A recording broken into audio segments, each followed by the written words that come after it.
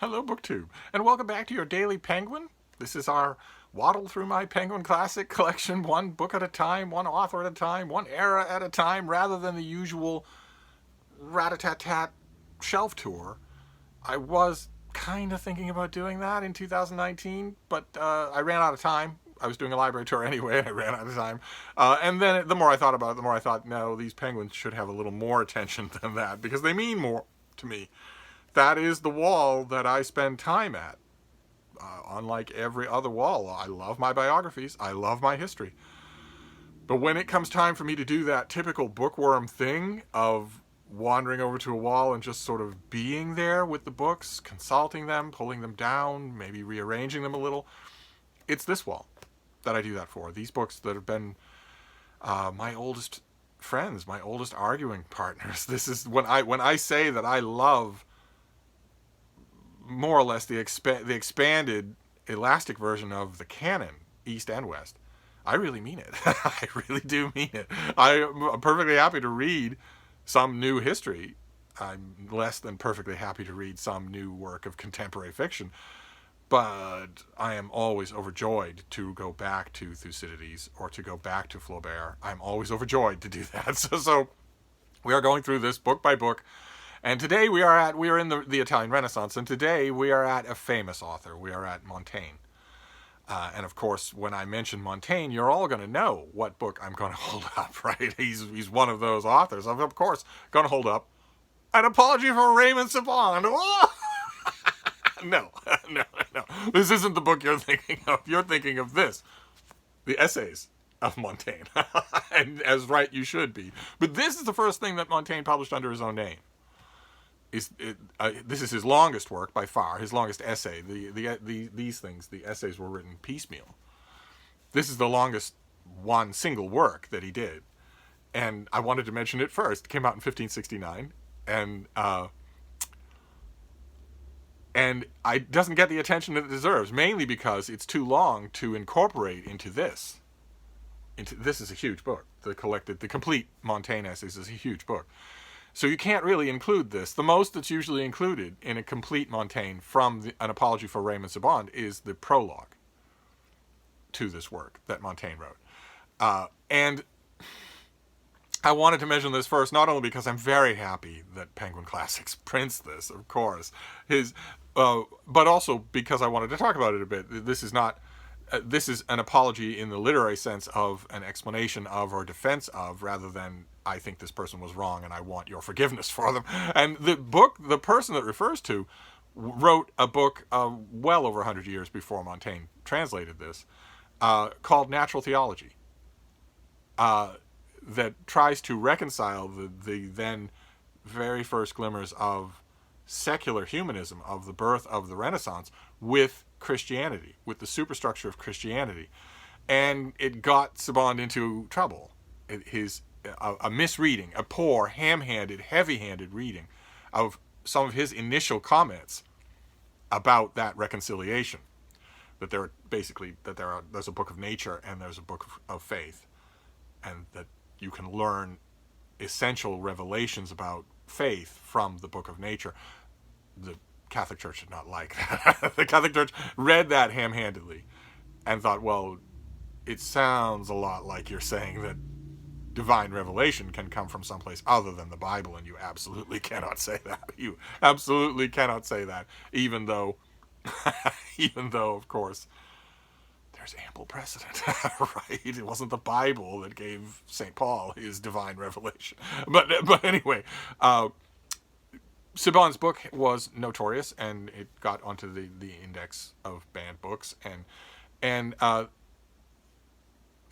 that is what prompted a relatively young Montaigne to write this long essay, digging apart the natural theology and analyzing it. And that's part of what was the reason. And another part of the reason was that Montaigne actually translated the natural theology. And that's a huge work. The natural theology is 1,000 pages long, and it's a big work. And one of the reasons, this is a translation by M.A. Screech, who also did the translation of the essays that Montaigne wrote a decade later, 1580. and I'm happy that Penguin did this. But of course I love Montaigne's analysis of Sebond. I love his analysis of the natural theology. Of course, I have a complaint. I do, and you're going to be able to see it coming a mile away, which is that I wish that Penguin would translate the natural theology. I wish I had a volume of that. I think that the book has become obscure. It was a little bit obscure even when Montaigne wrote this. But I think it's fantastic. Just fantastic. I don't think, aside, Sebond's name is immortal, if it's immortal at all, through this book by a different author. When actually his natural theology is thrilling to read. Just thrilling. Totally clear. I imagine you could find a translator who could do wonders with the weird things that Sebond does with Latin. he does a lot of weird sing-songy things with Latin. I'm not 100% sure why. I don't really know anything about him as an author. But he must have learned Latin in a very odd way. And it's beautiful. It's beautiful. Some of the things that he does, just on a metrical level, are quite lovely. And his way of thinking about Christianity is just amazing. Now, Montaigne's defense of the natural theology has been a popular text, not in our post-literate age, but before then. It was a popular sort of précis of the book and spirited defense of a marriage of secular humanism and Christian faith, of a type that the new atheists of today and the paleoconservative knuckle-dragging Christians of today, who are at daggers drawn with each other, would say cannot happen. That, of course, is not true. Most Christians live in that world of synthesis between the two. Most Christians are not knuckle-dragging paleo-Christian monstrosities. Most of them aren't that at all. It's like a friend of mine used to say a long time ago, most Christians don't have a clan hood in their closet. And that's well worth remembering. The best people in the world, some of them, are Christians. So, and this was often a popular text with those kinds of Christians, those intelligent, humanistic Christians, people who are taking the very best of their faith and trying to live it every day, without denying science, without denying civil or basic human rights to any large group of people, without doing any of that stuff. This was often a popular text with those people. So I'm very glad that Penguin makes it. I just wish the natural theology is even better than this, of course. The original book is even better than the précis and the defense. So in a perfect world, I know I'm always talking about a perfect world of Penguin Classics, that book would exist as a Penguin Classic and would have a wide readership. Oh my, it would. Sebond would be read in every seminary in the world if his book were readily available as a $20 paperback from Penguin Classic. He'd be assigned in Christian studies groups of every denomination all over the world if that book were readily available. It's so much fun to read. Anyway, I didn't mean to tease you. I am holding up this one because I'm very glad that Penguin did this. I think they did it because they had a great Montaigne scholar on hand. They had Screech on hand to do it.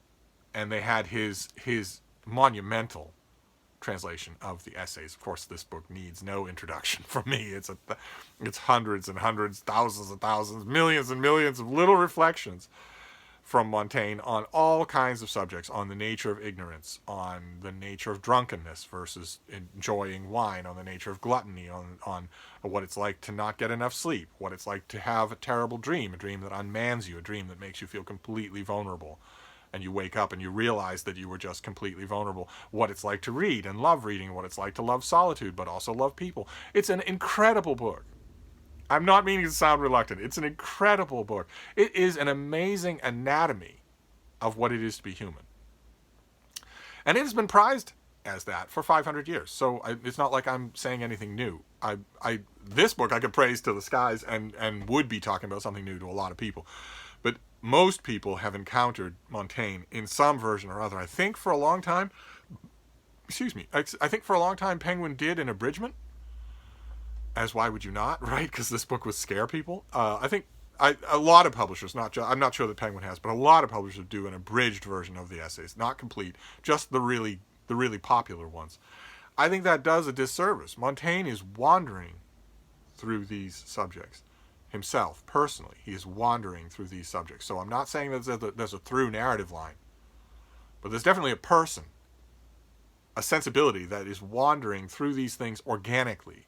I think picking out 20 and putting them in a book might be less intimidating for an undergraduate in a class on Renaissance literature, but it does a disservice. It's an amazing reading experience to read the whole of this thing.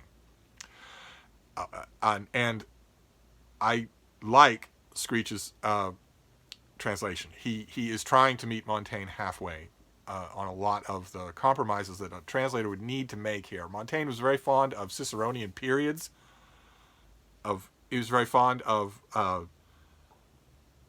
It's tough to explain a period in the rhetorical sense today, because in America especially, but in 21st century parlance, governed by Twitter, it has gone out completely. No one even is taught how to do it anymore, much less what it is. And what it is a massive orchestral movement of a thought, often a sentence, a single sentence, that is a period in the second or third definition of the word in the big American Heritage or the big Webster's. It'll be the second. No, it won't be the second, because the second is... there'll be a number of definitions of the word period. There'll be the punctuation mark. There'll be an epoch in history. There'll be a biological function in women. There'll be stuff like that. Down the line of definitions that aren't used anymore, you'll get one for sort of an orchestral movement of prose that you bring to its conclusion. It is a fusty old thing. It is seen that way. It can be beautiful once you know what it is and you know who's good at it and who's not. As much as it grinds my gears to say so, Cicero was great at it, and Montaigne was really good at it too. But you can't do it in a modern translation. You can't do it. The modern sensibility doesn't even recognize it and would quickly stop reading it. And Screech makes good compromises with that. He makes good compromises. He leaves in a lot of, when Montaigne's thoughts are leading him naturally into long, intricate, entangled thoughts, all in one sentence or sometimes two sentences, Screech often follows him in there and just does his best to clear things up, and his best is very good, so that you will follow him too. And then at other times when he doesn't think he can make anything of that, he breaks it up just a bit. Doesn't ruin the rhythm of reading at all. This is an English language translation that will really convey to you the man Montaigne. It will really, which is the whole point of this book. A lot of his observations on things like poverty or book buying or walking down the street are fairly banal. The whole point of the book is the man. He's the portrait of a human being that this gives. And you will find, as is often the case, it's true in the Diaries of Samuel Pepys, for instance, you will find that when someone goes to the bother of doing an elaborate, thought by thought, moment by moment anatomy of themselves, it turns out a great deal of that is universal. That is not meant as an insult, of course. That's just the nature of being human. That's all. And there was a great earlier translation of this work. In a perfect world, Penguin would publish them both. There was a great, much earlier a Renaissance translation of this work into English that did preserve the periods to a large degree, and that is a work of art on its own. I would love it if the Florio Montaigne were a Penguin classic. If they had all the time and money in the world, if they didn't have to worry about whether or not a book sold, I would love it if you had two options for buying the essays of Montaigne. But this is a fine option, absolutely fine. And I'm pretty sure that the earlier translation that I'm talking about is free on something like Project Gutenberg, so you can see what I mean, see if it appeals to you. It won't, but you never know. You could be one of those lost causes where it does appeal. This will certainly appeal. The goal, I think Screech's goal in this was to create a Montaigne that speaks to the present day, to the 20th century, to the 21st century, and he succeeds completely. Completely. This is a Penguin classic to have. Absolutely. In fact, looking at my Penguin shelves, I was a little bothered that I only have one and that it's not reinforced. Because I do go back to this. I have resisted so far in my entire reviewing career, not just the last 15 years, but then way back in prehistory when I was also reviewing. I have resisted one of the book reviewers' worst habits, which is to use Montaigne. You should never do that. Never do that. It's tempting, I know, because it's easy to find a quote from him on any subject. Don't do it. Just don't do it. Don't do it. Not because it's bad, not because you shouldn't love this author and know him, but because it's just so hackneyed to use Montaigne in a book review or a book essay. Just don't do it. Just don't do it. Find somebody else. But I should have a second copy of this. I will have to pop down to the Brattle tomorrow and... Oh, no, the Brattle will not provide. Someday. But in the meantime, you should have this too. And you should get to know this author. This is a remarkable, remarkable book.